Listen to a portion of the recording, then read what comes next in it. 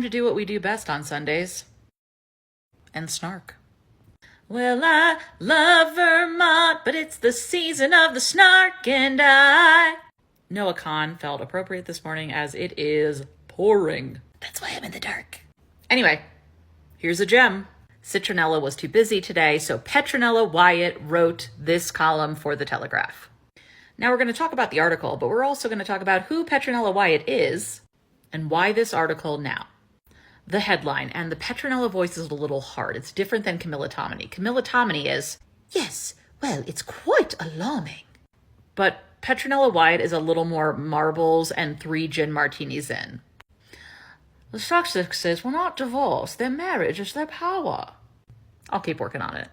Something to note, Petronella Wyatt is very good friends with Camilla Parker Bowles, something that they do not mention very often when she writes columns. Petronella is a journalist. She also had an affair with Boris Johnson. Ladies, aim higher, please. It's interesting that this dropped on May 30th, after this from Camilla Tominey earlier in the month dropped, which was about the Sussexes being fraught and lacking romance, like any normal couple. Happy anniversary. Guys, this writing is like pretentious. Okay, I'm going to read it. So before this, she's discussing the fact that there's been a lot of comment around the Sussexes divorcing and that Harry will come back to the UK per Diana's former butler, Paul. Quote, that Harry will return as inevitable as the asp at Cleopatra's breast to the shores of his motherland. We get it. You aced English Lit 101 in college. At university, darling. Here's a backhanded compliment if I've ever heard one. Quote, Harry and Meghan may be one-trick ponies, but I doubt they will ever consciously uncouple. End quote. You notice that Goop reference, don't you? Then she's got some friends in LA who know Harry and Meghan socially, so this is probably on very steady ground. Quote, their dependence on each other is similar, and due seemingly to some inner lack in themselves. She acts like these were not fully formed people before they got married. Y'all, it gets weirder. I'm going to be honest with you. I did not read this through first. Oh my God. I don't know if I should have or shouldn't. Because discovering all of this on air, filmed, is kind of delightful. She goes on to say, there is a boring blandness of personality about Harry that makes him less interesting alone than his partner to the streetwise firebrand he has married. Streetwise firebrand? Everyone's a little bit racist. It's true. Prince Harry's been called a lot of things, but boring and a blandness to his personality is not one of them. But Petronella is also the woman that decided to say, actually, I was wrong. It wasn't Meghan that was being like angry and rude. She was just trying to calm down Harry. Harry was the real problem. It wasn't actually Meghan. I've changed my mind. I did a video several months ago on that. It's a treat.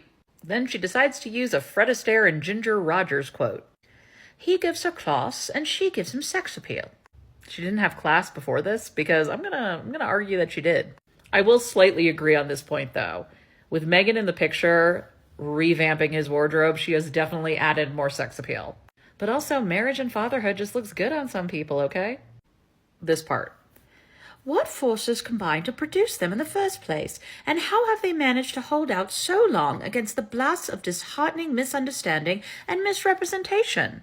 What produced the insane level of coverage and nitpicking and vitriol? You are so close, Pet. But her idea seems to be that they should compromise at some point, but compromise on what? I'm not sure. Even when their nearly catastrophic 2-hour car chase was shown to be as questionable as a 30-pound note, it failed to move them.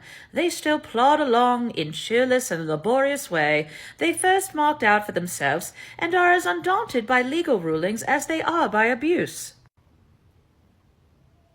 Undaunted by legal rulings as they are by abuse. What does this mean?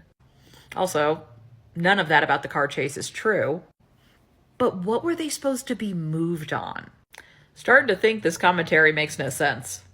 It's like she's mad that they refuse to yield, but yield to what? Because as we've seen, it doesn't actually matter what they do. The press is going to cover anything solid or anything speculative. It feels like what she's saying is the onus is on them to change. But change what exactly? They made a big change by deciding that if the only option was to stay or walk away as working royals, that they were going to walk away. And now they're choosing when they say stuff, how they say stuff, and what they attend. How does all of these situations she presents make them more unyielding than ever? She wraps things up with a bizarre hit on Ahmed Scobie. And it's like, ma'am, you're going to comment on someone's looks. What in the Kate Moss in her very, very dark period is this photo? But truly, what is the deal with journalist photos that the Telegraph uses? God, they are just obsessed with Ahmed. She ends on a positive note, though. Just kidding. No one quite believes in other people's marriages. Wow. Wowzer. She goes on to say that most women enter marriages knowing that they're a transaction and very little in the way of fairy tales.